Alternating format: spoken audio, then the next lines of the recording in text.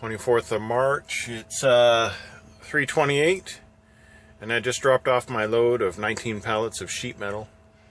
Very thin, delicate stuff, so that was interesting. Waiting to see what I get next. Let's see what happens.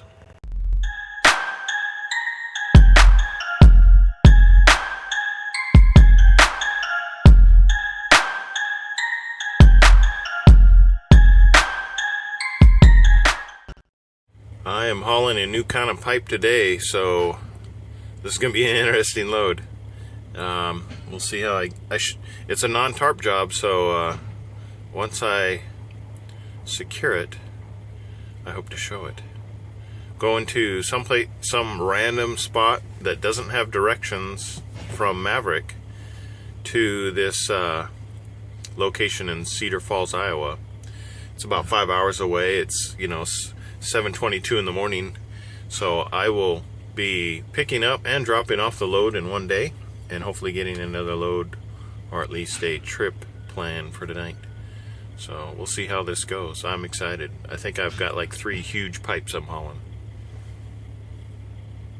Hauling pipes again. Alright, I finished loading, and you can see their pipe yard is like baby diaper mud, and so I drove extra slow, but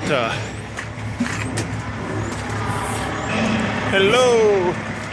I got 2 pipes, and it's what is it?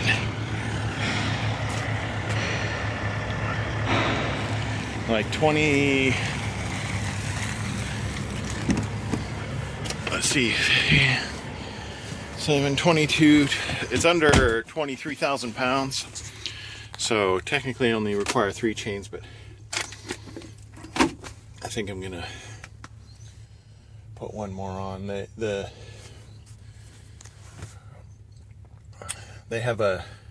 like a steel on steel policy in at Maverick, which I think is fine.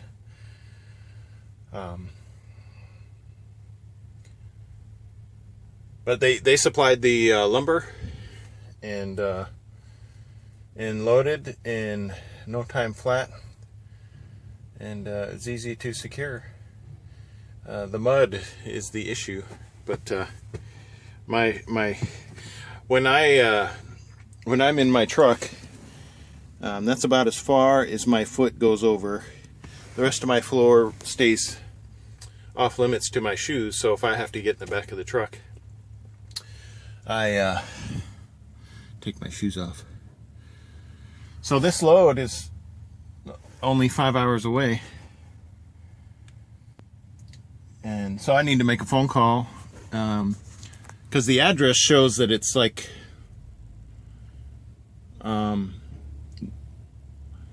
next on my I pull it up on my GPS and my phone on Google Maps, and it appears to be just a country road at a spot in the middle of a cornfield. And so based on what I'm hauling, I'm assuming they're doing some kind of construction, because it goes to some construction company, and I will call them and to verify the location and to let them know I will be available tonight, but my delivery is for tomorrow between 7 and, let's see here, 7 and 10:30. So here's the guy that came in after me. You can see exactly what he's just got. One big pipe. It's an I don't know if you can tell from here. Let's see. It's see how it's got a spiral to it? See if I can hold this steel still. It's made out of I guess you would say coiled steel that's like 1/4 inch or thicker, and they run it through a machine that seems very impressive, because the angle of attack is very precise prior to rolling the steel in order to get the specific diameter pipe they're making, because they make all different sizes, so the angle, I mean, I think it's impressive. I'm addicted to how it's made on the Discovery Channel, so any type of Sorry it's shaking, but it's because I'm zoomed out, I guess. The any type of process as far as I mean, you can see on manufacturing, I'm always fascinated with. So you can see how I think these are just remnants right up at front waiting for the scrapyard. But completely amazing process. Anyway, time to make a phone call. I got my paperwork. I got to do all my log stuff. And we'll see what happens next. This is, I like this load. We'll see. I just wanted to show something real quick. That's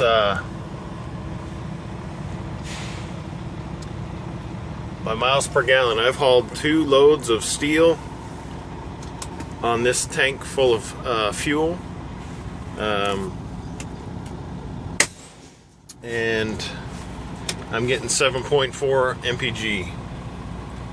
And I've gone 122 miles. It's things are going well. As you can see, there's a lot more chains and more explaining to come. But right now, it's time to fuel. It's 25th of March, 3:46, and I'm pretty much done for the day because my load doesn't deliver until tomorrow morning at some construction site. It's the Road Ranger off of Interstate I-380. I think it's exit 68. Could be, well, most likely I'm wrong. So it could be wrong, but most likely I'm wrong. So I guess it gives me time to talk about stuff. Oh man, my truck got dirty. So anyway, I added, before I left the shipper, I was doing my, I guess, electronic logbook requirements, and I was sitting there thinking, wow, 3 chains, that just doesn't seem right. So anyway, I was looking at I have a book of notes on how to secure everything, and we were never trained or taught on this specific type of load. I know Maverick uses steel on steel is what they prefer, because I was originally thinking about using straps. But then I remembered, in addition to weight, as far as securing it, because 3 chains at 8,000 pounds apiece covers the 23,000 plus pounds of this steel pipe. You can kind of see how thick it is. Let's see. So, but it doesn't cover it for length, because there's a length requirement too. And since this is like this long piece is 48 feet long, I would need 6 chains plus 1. You divide the length by 8 and then add a chain, so it's got 7 chains on it.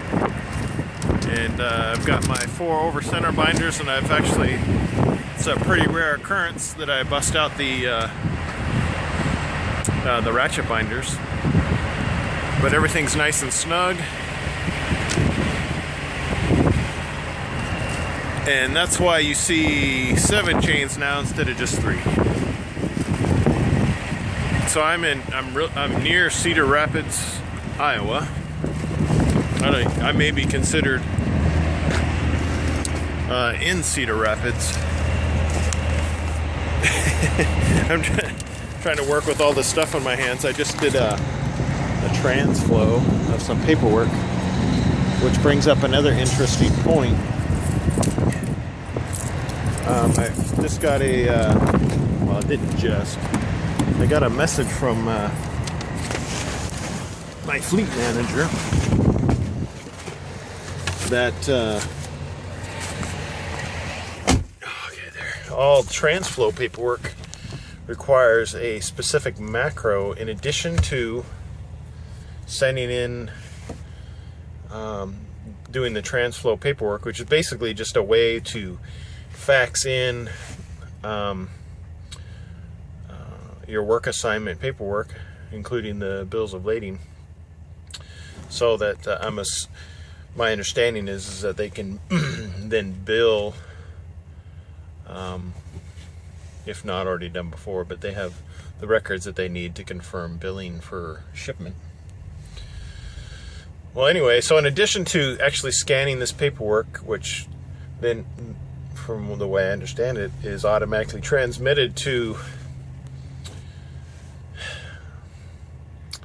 This is tough to say because it's not tough to say.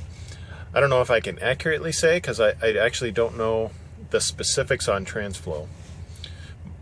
My guesstimate would be that it goes to like a central, it's identified to go to Maverick, and therefore Maverick would have a login for TransFlow to be able to pull up or automatically receive email about specific documents that may be waiting for their review. So I would think that there is already a notification system in process, but apparently we were required to do a specific macro to let somebody, possibly in billing, be notified that we did do a TransFlow. So it's a two-step process. It's interesting. Wasn't aware of that until like last week, because that's when we got the message. So now that's another step that I have to take into consideration. So anyway, yeah, 3:51, and my day is pretty much done as driving is concerned, because I called before I headed up here. There were no directions, and when you look it up, this address up on Google Maps, it shows it's like in the middle. Well, it's a side country road. Right along cornfields, so it wasn't like you could look at it and be like, oh yeah, there's a place that gets all kinds of pipe. No, apparently they're doing some kind of construction along the side of the road, and that's where I'm delivering. So it should be interesting. This is the first load that I would consider like a specialized load, which is really neat because it's just out of the ordinary. It's odd shaped.